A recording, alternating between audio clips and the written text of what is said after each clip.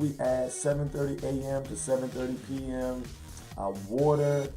Daniel fast, water and juice to drink, water and 100% juice to drink, fruit juice to drink, along with fruits and vegetables only to eat.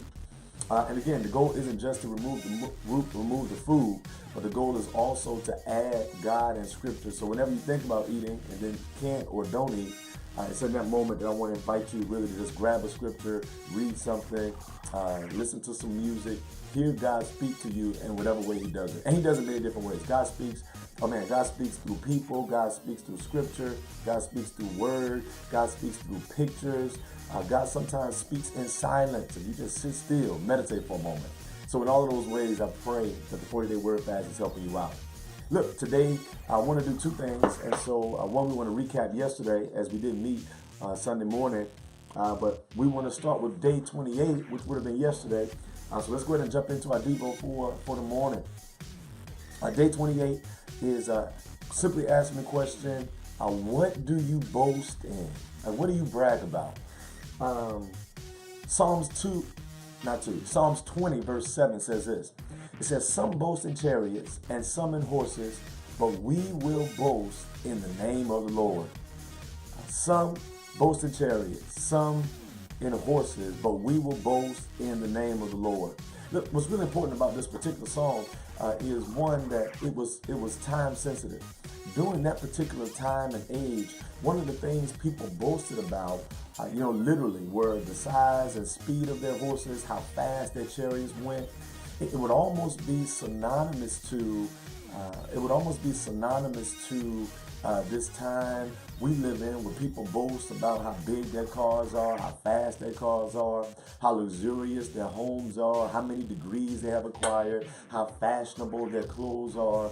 And while, the idea of horses and chariots may have changed. Somebody just posted Jesus came way before hooves. You're right. This is Old Testament. So in the Old Testament, we have this horses and chariot that people prioritize. But today, while we may prioritize something different, while we may boast about something different, the idea of pride still exists. That while you may not boast about a horse or a chariot, many still boast about something. So today, in this day 28, one of the things we're asking is a simple question: what is it that you boast in? What is it that you are prideful about, that you brag on? What is it that runs or rules your conversation so much that no matter what people are talking about or what conversation is begun, you always end up the conversation still talking about yourself in the same way? Now notice, this isn't just about what you speak about or what you converse about. It's the thing that is prideful about you that you always lift up. The one thing about you that you are so proud of that you insert it into every conversation. And let me be fair, it's a balance. There's a fine line, because you want to be proud. You want to have high self-esteem. You don't want to live life, always depressed and downing or degrading yourself. But at the same time, you don't have to or want to be the person who always lifts yourself up. There are a couple of additional scriptures that I think are really important. Tim Cameron lifts up. It says in Psalms 75:5, it says, do not lift up your horn on high, and do not speak with insolence or pride. What he's really saying is, don't toot your own horn. Don't be the one that talks about yourself. You should live a life such that if there's going to be anyone or anything spoken about you, it's spoken about you from others, not about you by you. And that's important, that in some way, in some fashion, there are others around you that lift you up. That's really a sign of a good circle, having good friends and having good family and having those around you who are really allies to what God is doing in you. You don't want to always have people that beat you down. You want to surround yourself with some people who will, toot your horn for you. Because one thing you don't want is to be boasting or prideful or bragging about yourself. Matter of fact, Tim argues that one of the things you should boast about, if anything, is you ought to boast about the Lord. If you got to brag about what's happening in your life, you should make sure you do it in such a way where God gets the honor and God gets the glory and God gets the credit. Matter of fact, when we read this song, that first one, Psalms 20 and 7, maybe we should start reading at Psalms 20 and 6. Because Psalms 20 and 6 says this. It says, now this is what I know. The Lord gives victory to his anointed. He answers from He answers from his heavenly sanctuary with the victorious power of his right hand.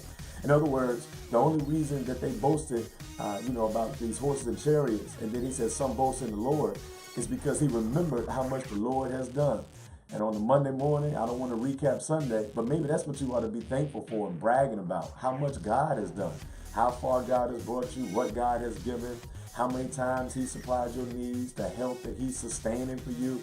If you're going to brag about anything, you should brag about what God is doing in your life, the favor that he gives, the grace that he grants that is sufficient, the mercies that he gives every morning, the way he's taking care of you, how he is protecting you, the people he's surrounding you with, the love that is good. If you're going to boast, you ought to boast in the Lord.